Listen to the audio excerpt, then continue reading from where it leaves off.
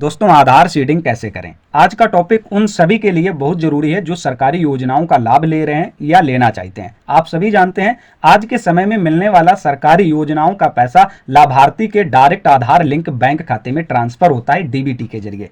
तो ऐसे बहुत से लाभार्थी हैं, उनको पता नहीं होता उनका बैंक अकाउंट आधार कार्ड से लिंक है या नहीं है, एनपीसीआई डीबीटी इनेबल है या नहीं है, उसका स्टेटस कैसे चेक करेंगे, तथा जिसके कई सारे अकाउंट हैं उनको अगर अपने नियर बाई में अपना आधार सीडिंग ट्रांसफर करना है तो वो कैसे करेंगे।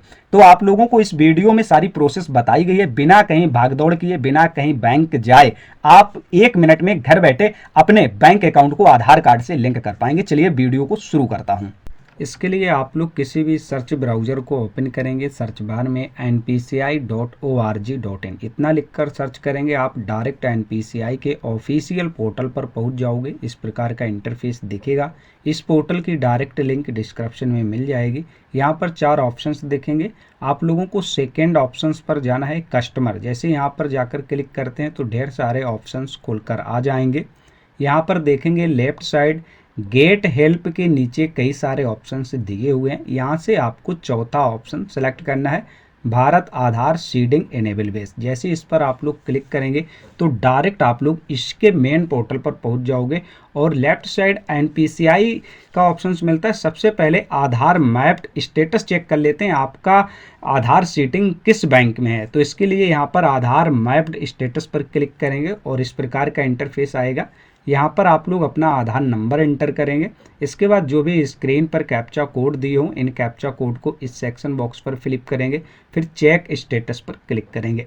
आपके आधार रजिस्टर्ड मोबाइल नंबर पर ओटीपी सेंड किया जाएगा, आप लोग यहाँ पर देख सकते हैं। उस ओटीपी को आप लोग यहाँ पर डालेंगे। इसके बाद कन्फर्म करेंगे।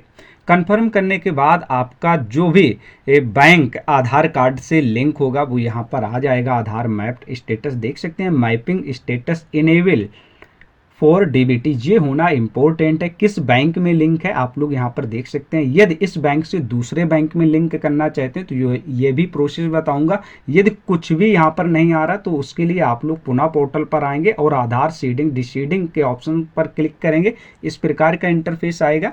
यहाँ पर आप लोगों को अपना आधार नंबर एंटर कर देना है। इसके बाद आगे देखेंगे आपको ऑप्शंस मिलेंगे, रिक्वेस्ट फॉर आधार। यहाँ पर 2 ऑप्शंस दिए होते हैं, सीडिंग डिसीडिंग। यदि आप लोग सीडिंग करना चाहते हैं तो पहला ऑप्शन सेलेक्ट करें।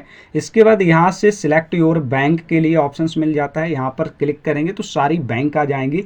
आप अपना अगर किसी भी बैंक में ट्रांसफ़र करना चाहते हैं तो उस बैंक को सिलेक्ट करेंगे, या नई बैंक आपके अभी तक बैंक में आधार सीडिंग नहीं है तो यहाँ से अपनी बैंक को सिलेक्ट कर लेंगे।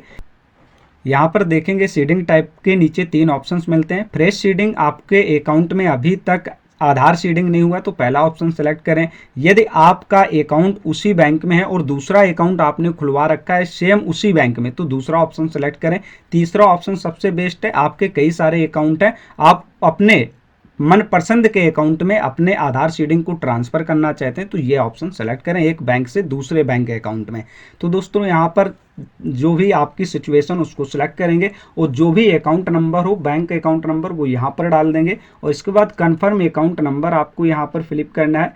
फिर ये चेक बॉक्स दिया हुआ है, इस पर आप लोग टिक करेंगे और स्क्रॉल को डाउन करेंगे तो यहाँ पर कुछ कैप्चा कोड दिए होंगे। इन कैप्चा कोड को आपको नीचे सेक्शन बॉक्स दिया हुआ है, इस सेक्शन बॉक्स पर डालेंगे जो भी आपके स्क्रीन पर हो और सबमिट पर क्लिक करेंगे तो आप लोगों के सामने टर्म्स एंड कंडीशंस का ऑप्शन आएगा। स्क्रॉल डाउन करते हैं तो यहाँ पर आप लोगों को देखेंगे नीचे ऑप्शंस मिल जाता है एग्री एंड कंटिन्यू। तो जैसे इस पर क्लिक करते हैं तो कुछ प्रोसेसिंग चलेगी और आपके आधार रजिस्टर्ड मोबाइल नंबर पर 6 डिजिट का ओटीपी सेंड किया जाएगा। इस ओटीपी को यहाँ पर फिलिप करेंगे, कन्फर्म पर क्लिक करेंगे, फिर कुछ कंसेंट आता है आप लोग देखेंगे और अब आपका आधार सीडिंग ट्रांसफ़र इस बैंक से इस बैंक में किया जा रहा है। तो आप लोग देख सकते हैं, यहाँ से कंफर्म करेंगे और इसके बाद इस रीडिंग को पूरा हो जाने देना है और यहाँ पर ऑटोमेटिक सक्सेसफुल आपका जो आधार सीडिंग है इस बैंक से उस बैंक में ट्रांसफ़र हो जाएगा। इसका स्टेटस आप लोग कैसे चेक करेंगे तो आप लोगों को उसी पोर्टल पर आना है, एनपीसीआई आधार सीडिंग इनेबल पोर्टल पर, और अकाउंट डिटेल्स के नीचे ऑप्शंस मिलता है आधार मैप्ड स्टेटस, इस पर क्लिक करेंगे। यहाँ पर आप लोगों को अपना आधार नंबर इंटर करना है। इसके बाद जो भी स्क्रीन पर कैप्चा कोड दिए हों, इन कैप्चा कोड को नीचे सेक्शन बॉक्स में फिलिप करना है। फिर चेक स्टेटस पर आप लोगों को क्लिक करना है। जैसे इस पर क्लिक करेंगे आपके आधार रजिस्टर्ड मोबाइल नंबर पर OTP सेंड किया जाएगा। उस OTP को आप लोग इंटर OTP यहाँ पर आपको फिलिप करना है। फिर कंफर्म करते ही आपका जो करंट आधार सीडिंग मैप स्टेटस ट्रांसफ़र हुआ है वो जनरेट होकर आ जाता है। आप लोग देख सकते हैं Aadhaar number mapping status enabled for DBT।